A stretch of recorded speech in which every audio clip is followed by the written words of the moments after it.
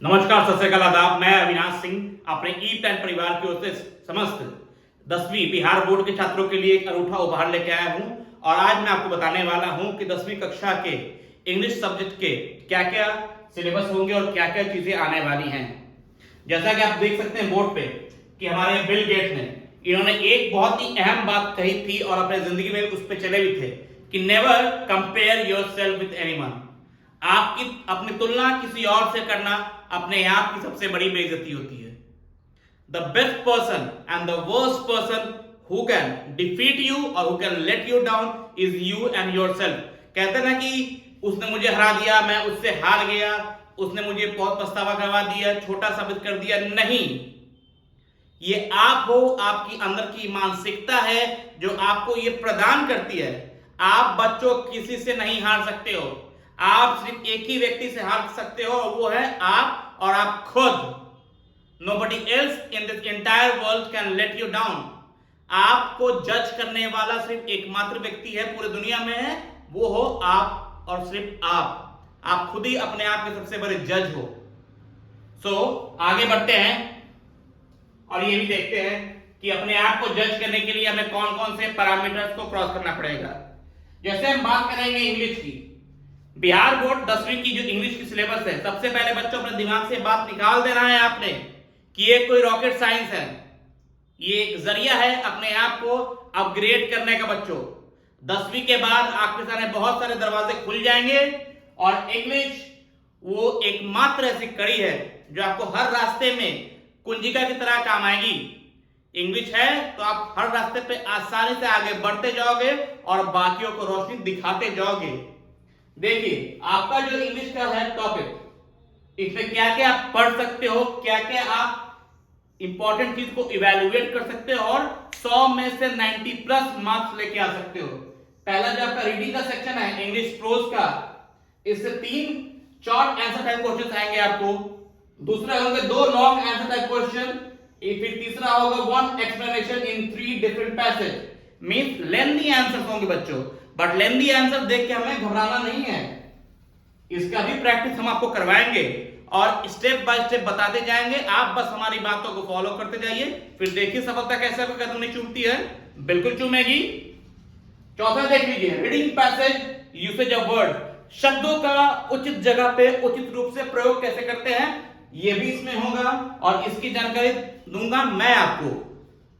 और ये पूरा होगा, ये 20 नंबर का होगा बच्चों। उसके बाद आते हैं राइटिंग एंड ग्रामर पे। कहते हैं कि लिटरेचर अगर शरीर है तो ग्रामर उसकी आत्मा है, बिल्कुल सही बात है। तो इसमें देख लीजिए सेंटेंस करेक्शन, गलत सेंटेंस होंगे उसको हम सही करेंगे बच्चों। फिर आता है fill in the blanks, means रिक्त स्थानों की पूर्ति कीजिए। कैसे करेंगे वो भी हम आपको बताएंगे। वर्ड मीनिंग, शब्दों के अर्थ, एंटोनिम्स एंड सिनोनिम्स, ये जो होंगे पांचों टॉपिक, ये होंगे आपके सिर्फ 15 नंबर के। तो पहले थे 20, अब हो गए 15, तो कुल हुए कितने हैं? Very good, 35।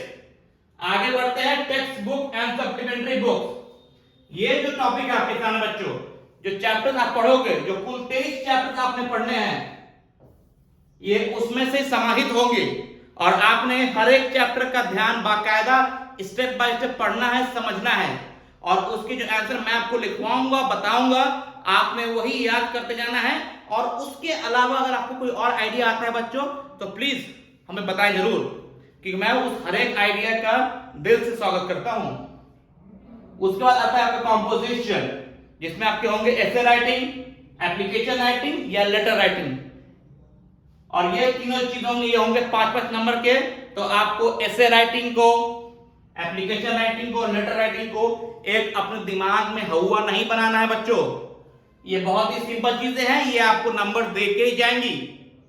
इजी स्टेप्स होते हैं लेटर्स के और एप्लीकेशन के, आपने वही फॉलो करते जाना है बच्चों। आगे बढ़ते हैं। अब देखिए ऑब्जेक्टिव होंगे कुल 60 आपके समक्ष, 30 बुक से होंगे और 30 ग्रामर से होंगे। और इन 60 में से आपने सिर्फ 50 पर टिक करना है, ना 49 ना 51, सिर्फ 50।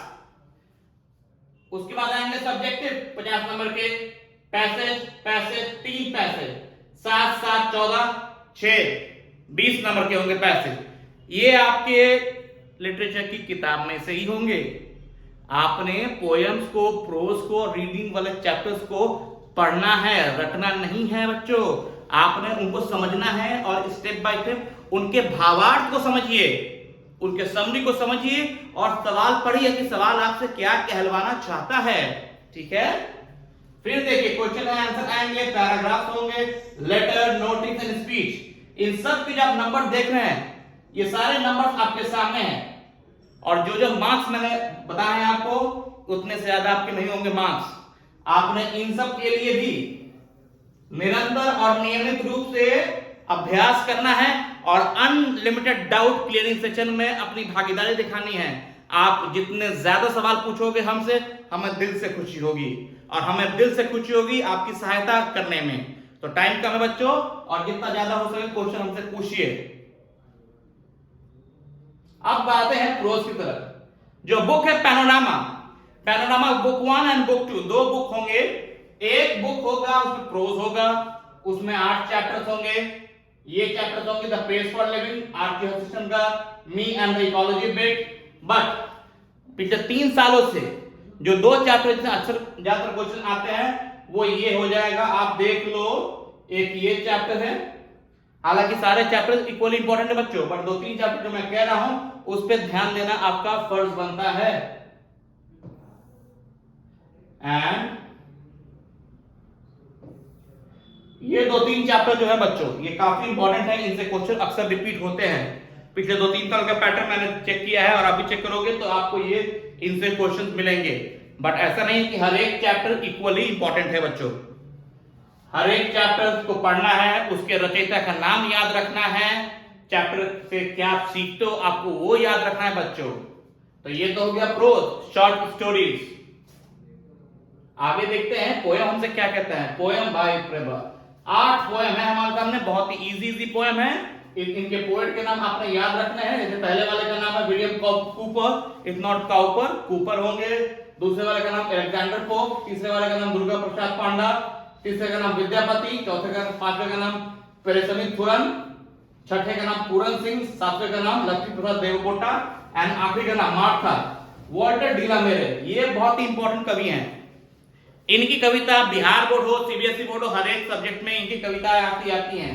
तो ये चैप्टर और इस कविता को आप इग्नोर नहीं कर सकते बच्चों, ये भी इंपॉर्टेंट कविता है। हालांकि सारी कविताएं इंपॉर्टेंट है, बट जो 2-3 बैग है, दुर्गा प्रसाद पांडा की है पॉलिथीन बैग एंड विद्यापति बाबू की है थ्रीनर दैट क्रिसेंट, ये 2-3 कविताएं हैं, ये अक्सर एग्जाम में आती रहती हैं।